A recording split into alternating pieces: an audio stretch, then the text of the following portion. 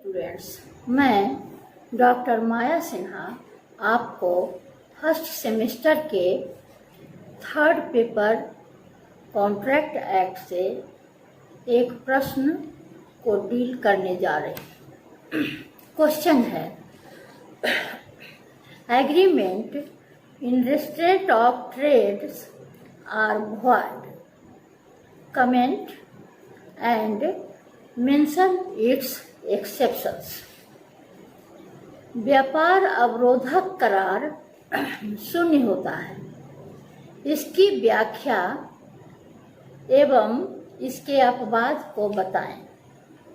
इस प्रश्न को समझने के लिए पहले करार को समझना आवश्यक है।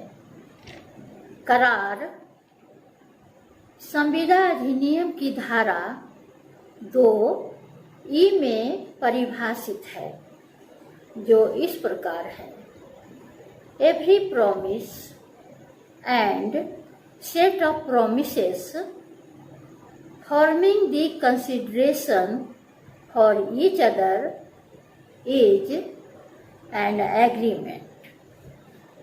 करार शून्य, वॉइड एवं वैलिड मान्य हो सकता है। Valid agreement, an agreement enforceable by law is a contract. An agreement not enforceable by law is void.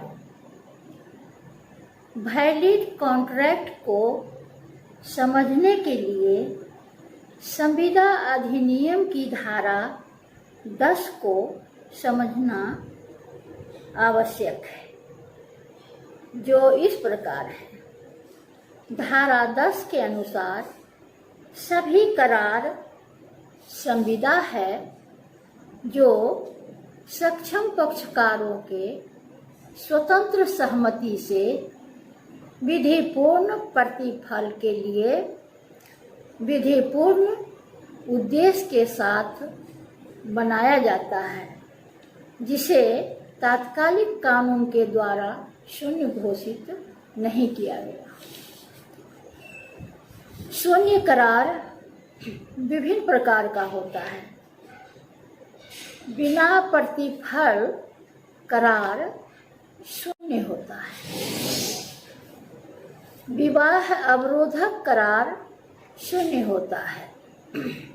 व्यापार अवरोधक करार शून्य होता है। असंभव कार्य करने का करार शून्य होता है। अनिश्चित कार्य करने का करार शून्य होता है। बाजी का करार शून्य होता है। अब हमें व्यापार अवरोधक करार की व्याख्या करनी है। संविदा अधिनियम की धारा 27 गला फंस रहा है बाबू, और कर दो। अब हमें व्यापार अवरोधक करार की व्याख्या करनी है। संविदा अधिनियम की धारा 27 के अंतर्गत व्यापार अवरोधक करार एवं इसके अपवाद को परिभाषित किया गया है।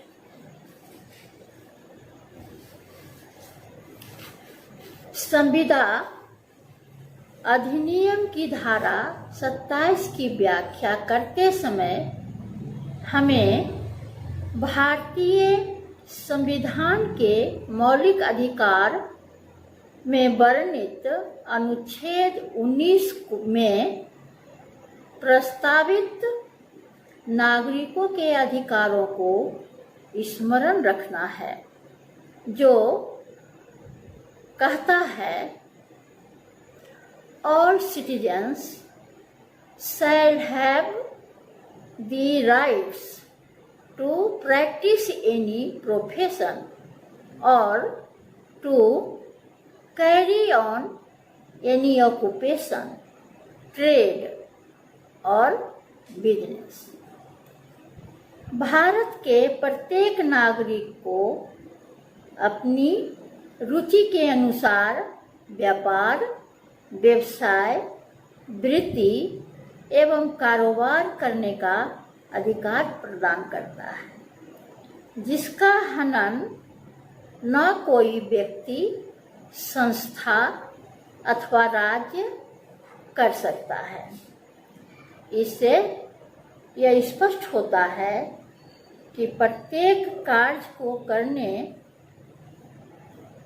अपने रुचि एवं क्षमता के अनुकूल कार्य करने का अधिकार तो प्राप्त है, साथ ही प्रत्येक व्यक्ति, संस्था एवं राज्य पर प्रतिबंध लगा दिया गया कि वह किसी करार के माध्यम से किसी अन्य व्यक्ति को प्राप्त सामान्य संवैधानिक अधिकार से वंचित नहीं कर सकेगा। यदि किसी व्यक्ति को रुचि के अनुसार व्यापार, व्यवसाय, वृत्ति एवं कारोबार को अवरुद्ध किया जाता है, तो उस सीमा तक करार को शून्य घोषित कर दिया जाता है। इसी कारण भारतीय संविदा अधिनियम की धारा 27 के अंतर्गत कतिपय अपवाद को छोड़कर करार के माध्यम से किसी भी प्रकार की विधिपूर्ण वृत्ति, व्यापार या कारोबार में अवरोध को शून्य कर दिया गया है। ऐसे करारों को शून्य एवं लोकनीति के विरुद्ध मानने का एक मुख्य कारण व्यापार में एकाधिकार की प्रकृति को रोकना भी है। प्रत्येक करार जिससे कोई व्यक्ति किसी प्रकार की विधिपूर्ण वृत्ति, व्यापार या कारोबार करने से अवरुद्ध किया जाता है, उस विस्तार तक शून्य है। यदि अवरोध व्यापार की स्वतंत्रता के लिए युक्तियुक्त एवं आवश्यक है, तो ऐसा करार शून्य नहीं होगा।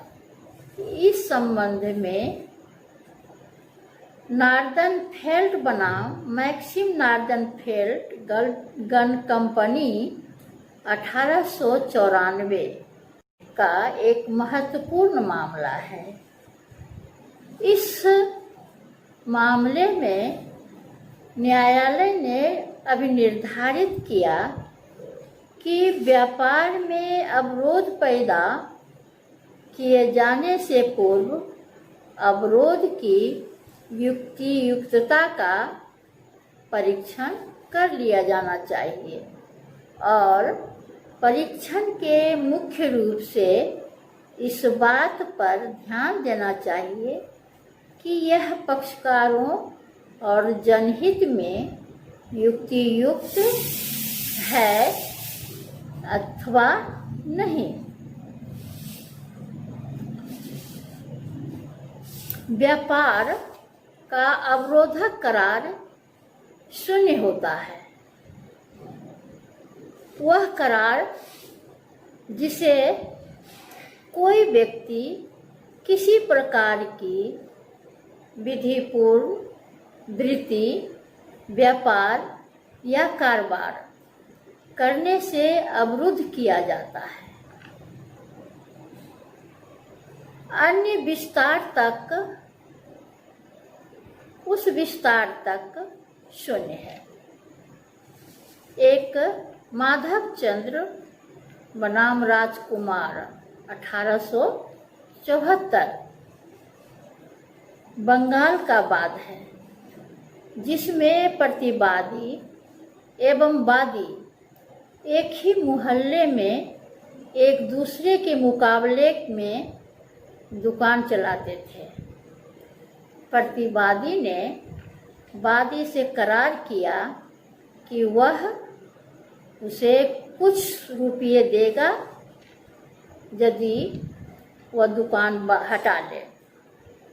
वादी ने दुकान हटा लिया, परंतु वादी जब प्रतिवादी के पास पैसा मांगने गया तो पैसा देने से प्रतिवादी इनकार कर दिया। वादी पैसा वसूल करने के लिए न्यायालय का दरवाजा खटखटाया।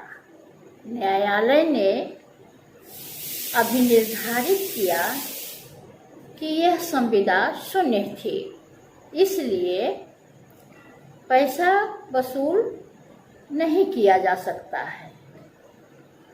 अवरोध चाहे आत्यंतिक हो या भागता, प्रतिबंधित हो या अप्रतिबंधित, अगर करार व्यापार के अवरोध में हो तो शून्य होगा। अब हमें अपवाद को देखना है। अपवाद दो प्रकार का होता है। एक वे जो कि अधिनियम द्वारा बताए गए हैं, दूसरे वे जो कि धारा 27 की व्याख्या द्वारा स्थापित किया गया है। प्रथम, गुडविल का विक्रय। धारा 27 में केवल एक ही अपवाद बताया गया है, वह है गुडविल का विक्रय। इस प्रकार है, वह व्यक्ति जो किसी कारोबार के गुडविल का विक्रय करे, क्रेता से वह करार कर सकेगा कि वह विधि दृष्टि स्थानीय सीमाओं के अंदर तब तक उस प्रकार सदृश कारोबार चलाने से वंचित रहेगा जब तक क्रेता या ऐसा कोई व्यक्ति जिसे उसने गुडविल का एक हक उत्पन्न हुआ है उस सीमाओं में तत्सदृश कारोबार चलाता रहे। परंतु यह तब जबकि उस प्रकार की प्रगति की दृष्टि से ऐसी सीमाएं न्यायालय को युक्त प्रतीत हो। इस अपवाद का उद्देश्य गुडविल के क्रेता के हित को बचाना है। इस बात की कल्पना नहीं की जा सकती कि जब किसी दुकान का व्यापार तथा उसकी गुडविल बेच दी जाए तो विक्रेता ही कुछ छोड़कर एक नई दुकान खोले और सभी ग्राहक अपनी ओर से खींच ले।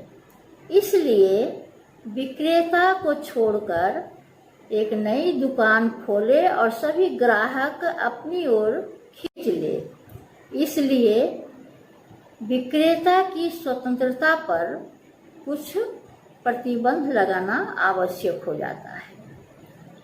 ऐसा प्रतिबंध एक माध्यम है जिससे गुडविल को व्यापारिक रूप से मूल्यवान बनाया जा सकता है।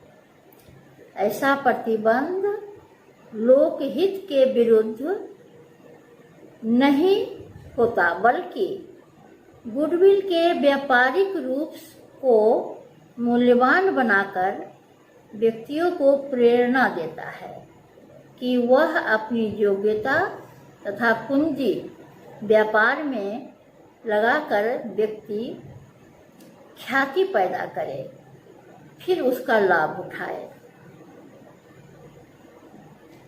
दूसरा अपवाद भागीदारी अधिनियम। भागीदारी अधिनियम में कुछ उपबंधों में भागीदारों के बीच व्यापार अवरोधक संविदाओं को वैध बताया गया है। धारा 11 में धारित किया गया कि भागीदार अनुबंध कर सकते हैं जब तक कि ये फर्म में भागीदार हैं, वे कोई अन्य व्यापार नहीं करेंगे। धारा 36 उन्हें रिटायर होने वाले भागीदार का मुकाबला करने की स्वतंत्रता पर प्रतिबंध लगाने का अधिकार देती है। इससे यह भी आवश्यक है कि अवरोध का काल एवं स्थानीय क्षेत्र बता दिया जाए और ये सीमाएं युक्तियुक्त हो। धारा 54 के अंतर्गत भी भागीदार ऐसी संविदा फर्म के विघटन पर या विघटन की आशा पर कर सकते हैं।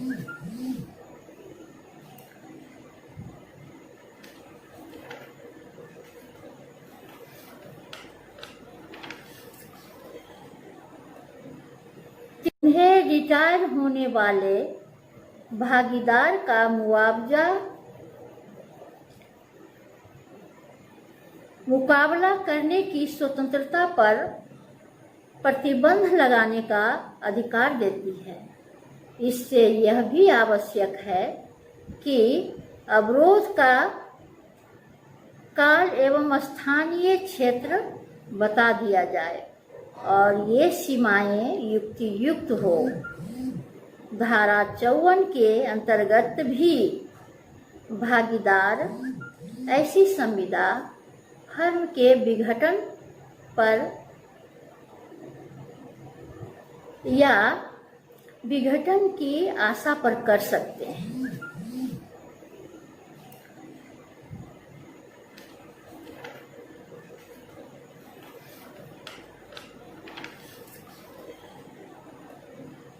तीसरा, कर्मचारियों पर प्रतिबंध।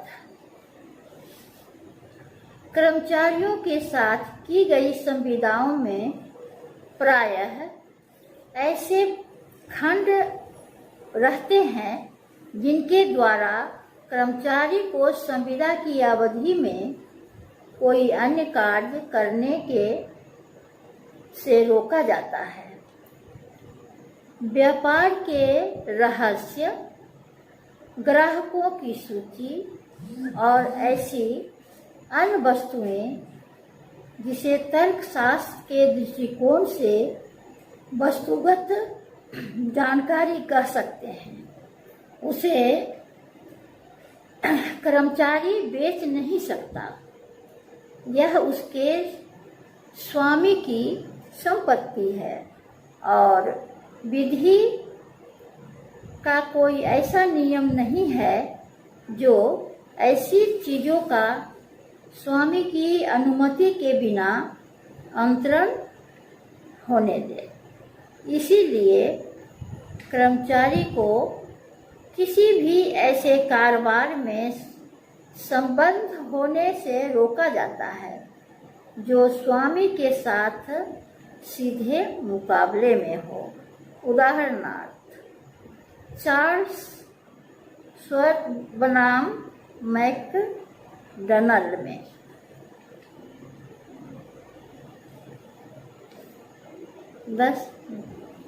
स्टूडेंट्स, कोरोना वायरस वैश्विक महामारी है।